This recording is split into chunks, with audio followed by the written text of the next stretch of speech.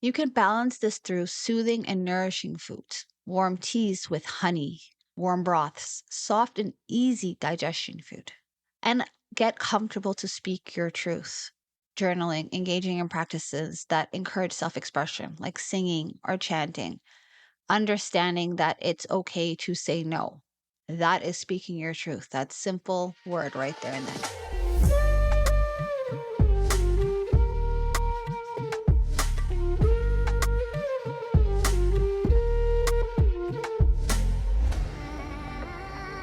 Hey everyone, and welcome back to A Talk with G, the podcast where we explore ancient wisdom, modern wellness, and everything in between.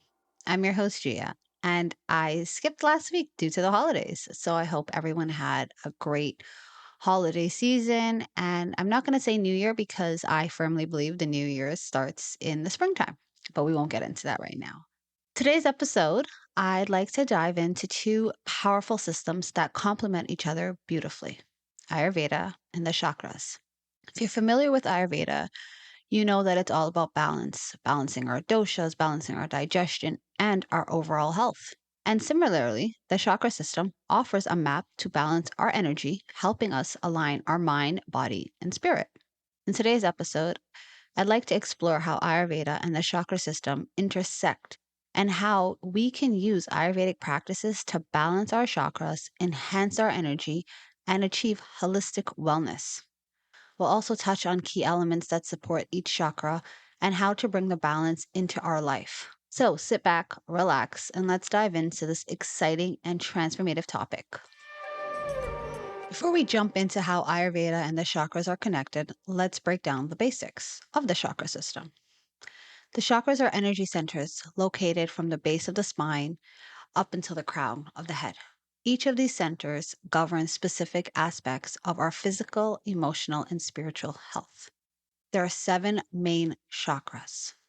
Root chakra, Muladhara, located at the base of spine, it governs our sense of stability, safety, and grounding. Next up is our sacral chakra, Swadhisthana, located in the lower abdomen. It's connected to our creativity, sensuality, and emotional well-being.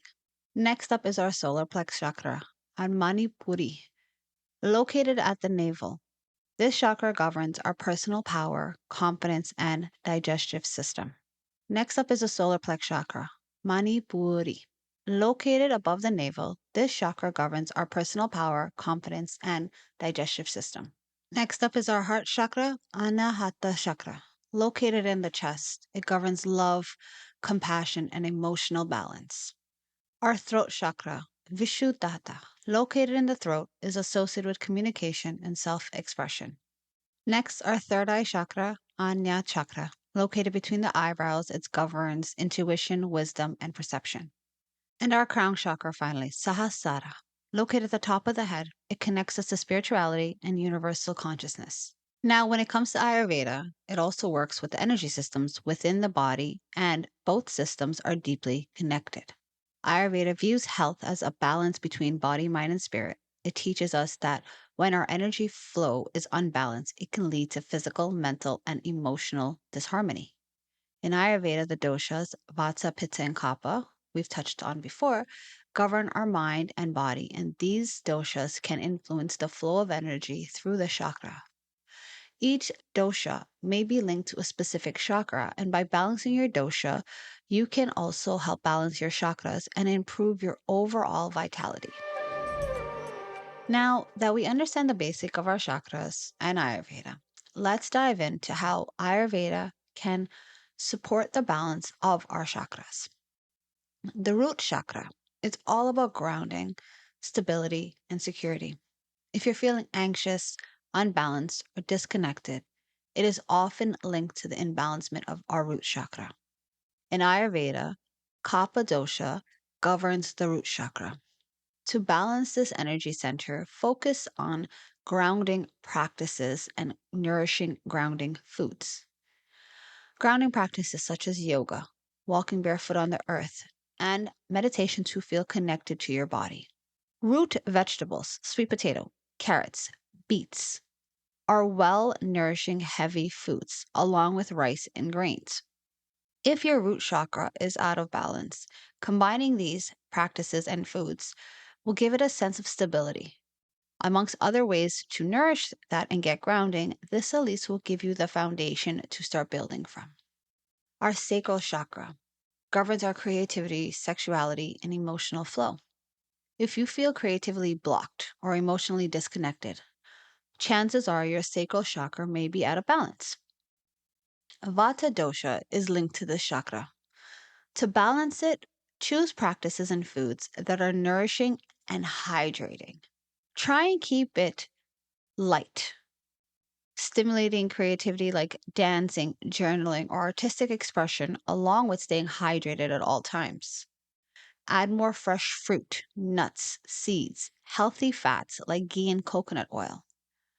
By adding this, you're now nourishing your Vata dosha, giving it a chance to bloom with the creativity. Next up is our solar plex, all about our personal power, self esteem, and digestion. If you struggle with self confidence or having digestive issues, chances are your solar plex is blocked. Our Pitta dosha governs this chakra. Balancing this energy center is about calming the fiery energy of Pitta. Gentle yoga, pranayam, and relaxation techniques are helpful. Also, focus on boosting confidence through positive affirmation or self care ritual.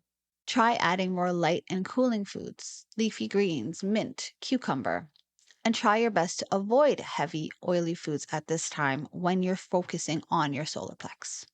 Our heart chakra represents love, compassion, and emotional balance. An imbalanced heart chakra can lead to feeling loneliness, heartbreak, or emotional congestion. Kapha is the dosha that connects to this chakra as well. And to balance this energy, look for warmth in emotional well being, warmth in food. Practice love and kindness meditation, heart opening yoga poses, bending backwards, engaging in acts of kindness. Don't overdo yourself, don't give over your boundaries. However, try to engage as much kindness as you can to the world.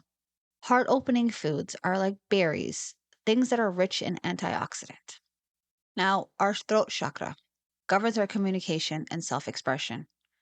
If you struggle with expressing your truth or feeling a lump in your throat when you're speaking, your throat chakra may need some attention. If you've noticed that you get sick a lot and it's usually a cough or losing your voice, chances are it's out of balance. With this chakra, it corresponds with our Vata dosha.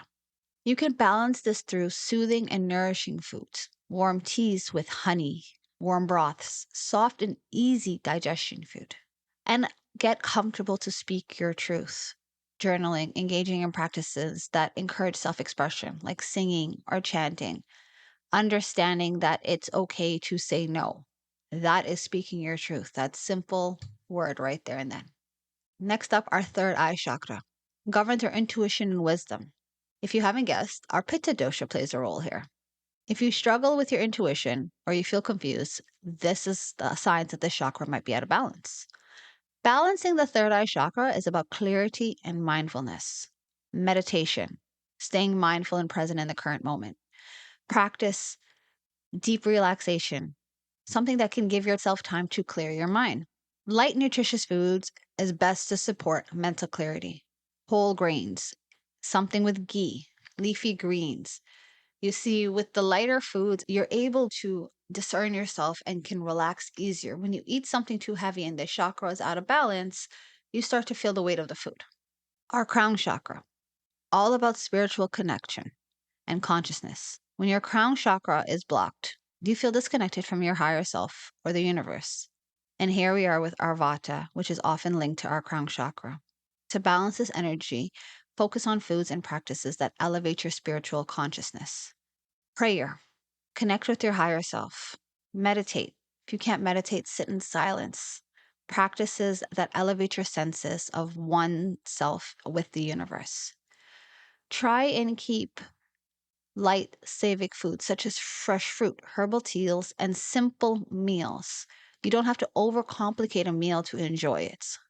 When you are able to do that, you're able to be more conscious and aware of where you are and be more present. You won't be so disconnected from yourself because you're not trying to fill with different items. You're keeping it nice and simple. So now that we understand how Ayurveda can support chakra balance, I'm going to give you guys a few Ayurvedic practices that can help keep your chakra aligned and your energy free flowing. Many people tell me they don't have time for it, they don't know how to bend, they don't know what to do. Yoga is a powerful tool for balancing our chakra. Each yoga pose is designed to open a specific energy center. For example, a heart opening pose like a camel pose, Ustatari, can help balance the heart chakra, while a child pose, Balasanani, can ground the root chakra. Be open to the idea of trying different poses and be comfortable to know that it's not about perfecting the pose, it's not about perfecting the stance. It's about allowing yourself to freely flow in these poses. Another good one for balancing and aligning your chakra with Ayurveda is meditation or breath work. And I say or, I would say and, but I know a lot of people are skeptical and don't know how to mix it in and don't know how to balance that. So I suggest starting with one of these activities first thing in the morning. Start with early morning meditation or pranayam. Doing so helps balance your energy centers. As I've said previously, it sets the tone for the day. You can focus each day of the week to a specific chakra using techniques that involve deep breathing and visualizing to open up your chakra. When you get comfortable with that chakra, I suggest going on to the next chakra. And then eventually you could turn it into a routine where it's not so heavy for you if you're busy to try and make time to do so. Next, I suggest listening to some sound waves, hertz that work with the chakra that can relax your mind. Even if you take 5 minutes out of your day, put on a video or a chant and just listen. Tune in to what they're saying. Tune into how your body feels when you're listening to the beats, to the sounds, to the waves, whichever way you look at it. Doing so, you give yourself 5 minutes of relaxation. You're giving 5 solid minutes to a chakra that may feel out of balance. 5 minutes to focus on something other than the world around you. Finally, I advise journaling. There are many workbooks out there. There are many techniques out there. There are many questions out there that work with each chakra. Look for one that is accessible to you and start journaling certain questions that may come up. Understand why one question might be easier than the next based on the chakra. Get comfortable with answering things that you try to push away. Because the more things we don't address with specific questions, the more we're hiding from, and I hate to say hide, the more we're not addressing something that needs to be addressed. And with all that said, that's a wrap for today's episode on Ayurveda and chakras. It was a lot going on. It gave you enough understanding for the powerful connection between these two systems. It gave you some practical tools to balance your energy and boost your vitality. As I mentioned prior, that there are workbooks out there. You could check out my page. There's a free workbook on my site. You can download it and work through your chakras with it. Always remember that balance is the key, and Ayurveda offers so many beautiful practices to help you achieve harmony in every area of your life. If you're looking for more balanced guidance, if you're looking for the workbook, if you're looking to balance your chakras or create a holistic Ayurvedic routine, feel free to visit my website at www.soul-sinks.com for booking information and any guidance. Thank you so much for tuning in today. Be sure to share, subscribe, and leave a review if you loved the episode. Until next time, stay balanced, stay mindful. Have a great week.